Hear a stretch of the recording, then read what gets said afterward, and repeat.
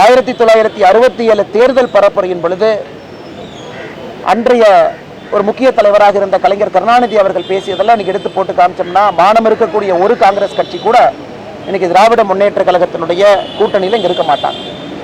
அதையெல்லாம் தாண்டி இன்னைக்கு எம்பியாக இருக்கக்கூடிய திருச்சி சிவா அவர்கள் இன்னும் ஒரு படி மேலே போய், ஒரு மனிதன் தன்னுடைய சொந்த வீட்டுக்கு, கர்மவீரர் ஐயா தன்னுடைய சொந்த வீட்டுக்கு கூட குடிதண்ணீர் பைப்பில் வரக்கூடாது என்பதிலே தெளிவாக இருந்தார். அந்த ஊரில் இருக்கக்கூடிய எல்லா மக்களுக்கும் தண்ணி வந்த பிறகுதான் தன்னுடைய வீட்டிற்கு வர வேண்டும் என்று சொல்லி அந்த லோக்கல் பஞ்சாயத்து போட்டிருந்த குடிநீர் பைப்பையும் கூட பிடுங்கி எறிந்தவர்.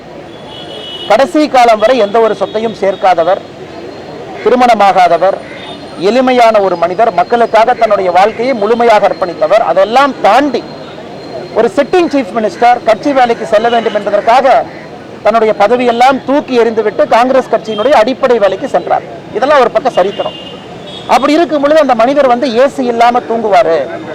அதே போல அந்த மனிதர் தன்னுடைய கடைசி காலகட்டத்தில் கருணாநிதி அவருடைய கையை பிடித்து கொண்டு, உங்களை போல ஒரு ஒப்பற்ற தலைவர் இல்லை என்று சொன்னாங்க அப்படின்னு சொல்றதெல்லாம் அன்னைக்கு கர்மவீரர் ஐயா தன்னுடைய கடைசி காலகட்டத்திலும் கூட சொன்ன வார்த்தையை நான் திரும்ப சொல்றேன்.